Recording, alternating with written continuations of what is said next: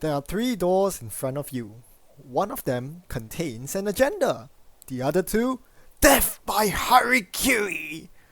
Hi everyone, welcome back to deck building exercise. Remember when we last left off, we were doing one deck from each faction. I was trying to present a playable deck in the current meta for each core faction. We've done Wayland and NBN, now it's time for Jinteki. As you might guess, this has to do with shell games, mind games, and thus this might not be suitable for everyone, but we are in the Jinteki faction, so it's to be expected. Let's get down to it. But first, just to recap the deck building exercise, similar to the Wayland video, we'll do the same thing. Check it out if you haven't, because that's where I cover the rules in detail. But basically, I invite all of you to join me. I'll give you the deck idea. You pause the video, go to Netrunner DB and make a 49 card deck involving my deck idea, and then we can compare our creations after the playthrough. So, let's get down to it. What is the deck idea today? Today we'll be playing Mushin shell games. Now, Mushin is not new. It's a rather strong card in shell game decks, and a lot of people run it in Jinteki, but this deck is special in that it exclusively relies on Mushin no Shin to score agendas and to set traps. In other decks like say Cambridge Personal Evolution, a very old archetype, or something like Potatoes Unleashed, typically you play more of a never advance game where you have shocks and snares. I eschew that completely. This is not what I want.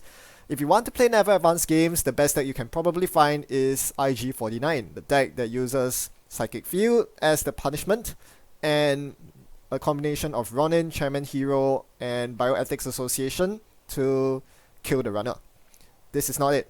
We are just going to completely, purely rely on Mushin no Shin to achieve either a flatline or agenda victory. Speaking of which, yes, this agenda can score agendas, score up to 7, unlike the never advanced decks.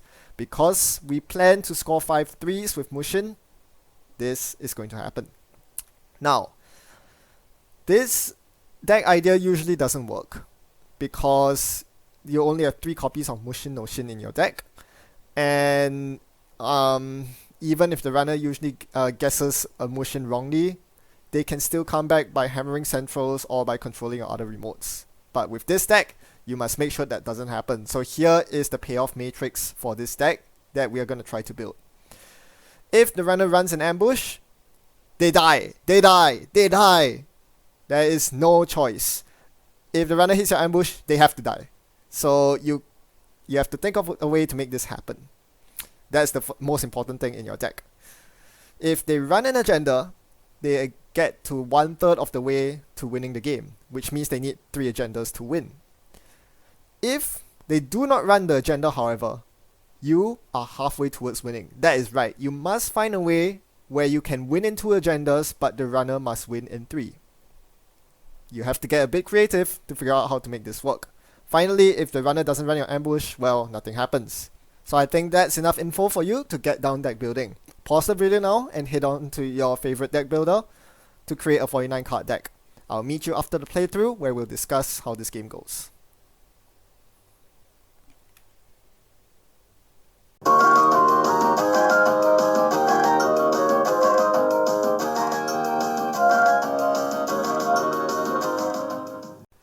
I'm Biotech. Did you also use this ID in your deck build?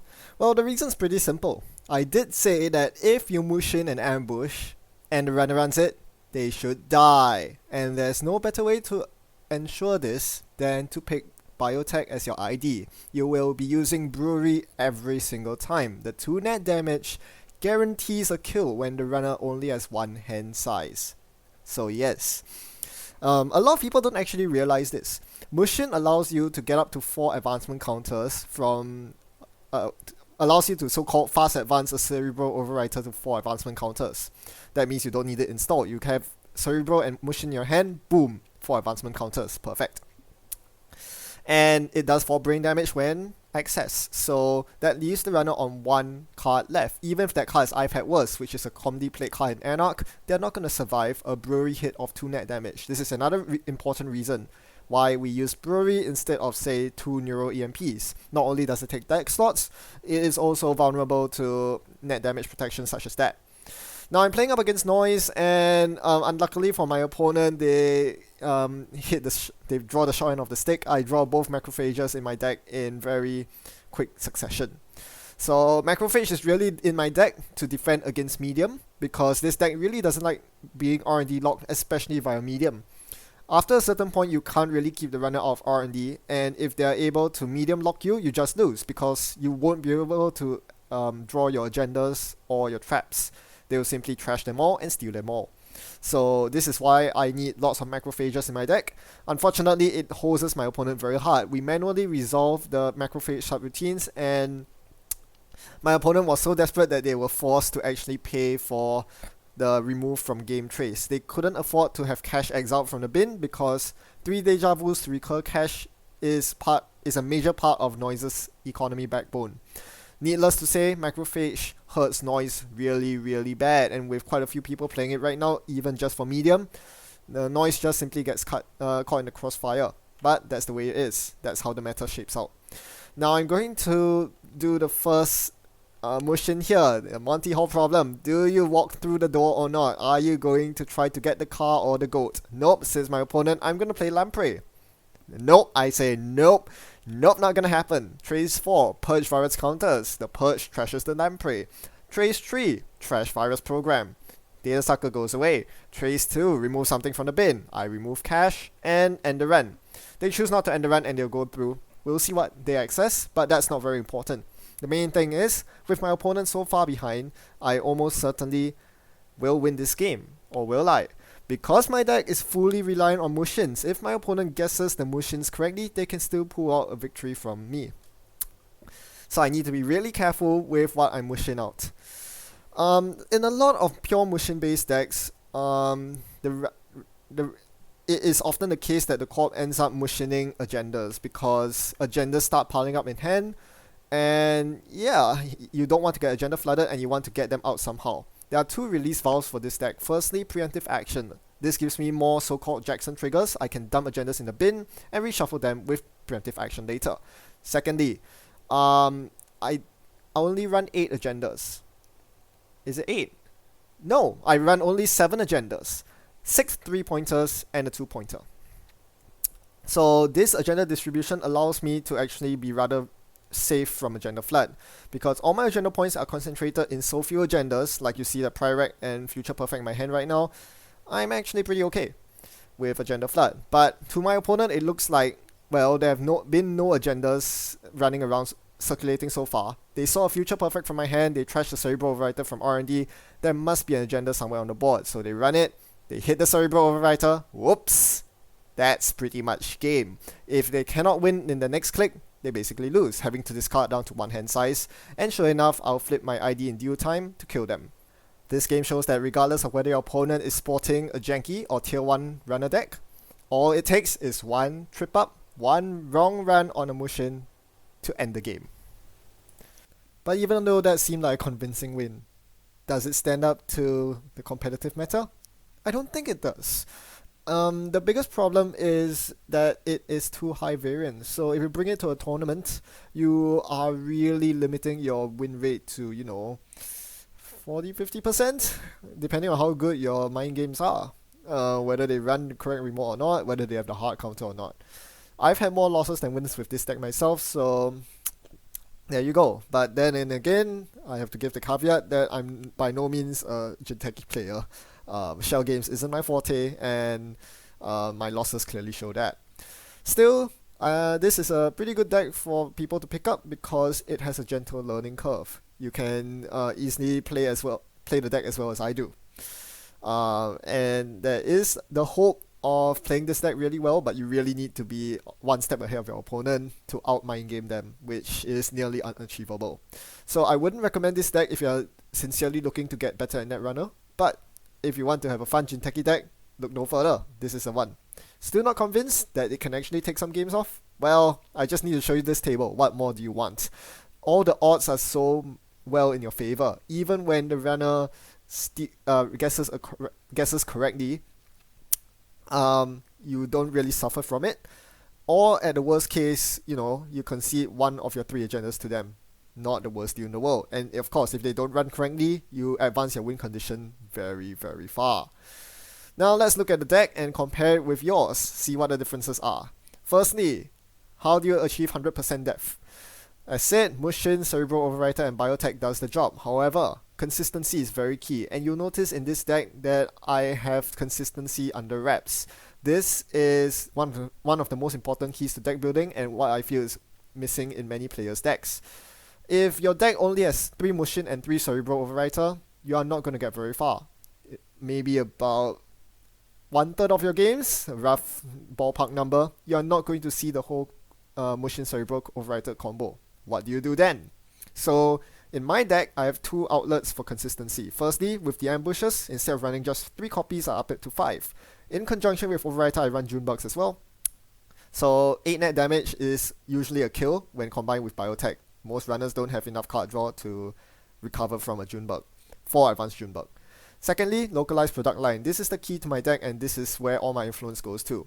To ensure the consistency of Mushin no Shin, which as I mentioned is the keystone of this deck, the one card that enables your win condition, you need to be able to see lots of copies of it, hence localized product line. It summons up all the Mushins in your deck and ensures that you see them early game when they are most effective. Now let's move on to the agendas. We've talked so much about the ambushes, but the agendas are still an integral part of this deck because you're actually attempting to score them. As mentioned, if you're giving the runner 1 in 3 to win, if the runner has to steal 3 agendas to win, you cannot play any agendas that are more than 3 pointers. So no vanity project in this deck. I suspect some of you might have that. That gives the runner a 50% chance to win if they steal the vanity project, or rather, it advances their win condition to 50% because all they need to do is to steal a 3-pointer from the deck or another vanity to win.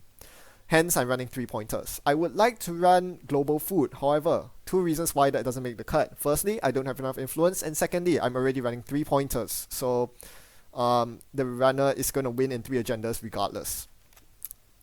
Now, what about the 50% win condition for myself? How do I win by scoring 2 agendas? Well, look no further than the Infection Clones Are Not People. This is how you double up on agenda points. Well, not exactly doubling, but it may as well be, because if you score 2 agendas of Mushins and use 1 Clones Are Not People of the 2 that are in the deck, you win. That's beautiful. So this really reduces the variance of the deck because you don't have to Mushin that many cards to advance your own victory condition. In fact, if the runner guesses your Mushin agenda wrong 2 times during the game, they lose the game because all you need to do is to score both agendas with a Clones Are Not People in play. Now we move on to the ice, which is less relevant than most other decks simply because when you're playing Mushin shell games, you're not intending to install remote ice. So most of our ice are dedicated to centrals. You want them to be taxing and not too expensive to res. So DNA Tracker is pretty much the upper limit there. We also have Kumainu, which is really annoying to break for a lot of runners, and Macrophage, which is, as I said, counters your hard counter in terms of medium. These are very important ice because it ensures that the runner cannot run more than once a turn, unless, they are really rich or something. And this is quite important because you don't want them locking your R&D, and you don't want them sieging your HQ. Moving on, we have Preemptive Action. This is another way we double up the number of Mushins in our deck. Once we use all of them, after tutoring them up with Localized Products line, after Mushining a bunch of stuff on the board, just rinse and repeat. Preemptive them back into the deck, draw them again, rinse and repeat. Preemptive Action does that in addition to diluting your agenda density. As you saw me do that game, I'm able to chuck agendas in archives and then preemptive them back into the deck. And just a couple of Caprice Niseis there to safeguard against one of my biggest weaknesses. This deck is completely, utterly open to Siphon Devastation. Any form of Siphon spam deck, I auto-lose. Because I can't fire off my traps, I can't rest my ice, it's really bad, and I have no tech punishment. Caprice should hopefully slow that down, and this is also why I run so many money cards. 3 of each money card and even 2 medical fundraisers, because this is how badly this deck needs money. Just like Cambridge Personal Evolution, if you don't have money, you lose. You can't fire traps, you can't threaten anything. One more point of contention. Hate cards. As with the Wayland video, you would know that most decks have multiple weaknesses and it's not possible to cover them all in your small deck of 49 cards. It is acceptable to have a couple of defenses against some of the major weaknesses, say Siphon Spam, but for two of the major weaknesses, namely Expose and Feedback Filter, unfortunately there's just not much you can do about it, period. The existing counters are too weak to even consider playing. So what I would suggest is the same thing. If your meta contains lots of Expose or Feedback Filters, or Deus Ex for that matter, just don't play this deck. Keep it in your deck list. One day it will become something that will terrorize a lot of your opponents. Right, that's about it for the deck. Any differences? Any similarities? Share your deck list in the comment section. I'll get around to looking at them and we can compare and contrast. Who knows, some of you might have better ideas than me. You never know unless you share. Well, I'll see you next time for the final in our series featuring the Hasborough faction. Oh, one more thing. Follow the link at the end of this video. In the end screen, I have an outtakes video for you. Go watch that. Happy night running. Goodbye.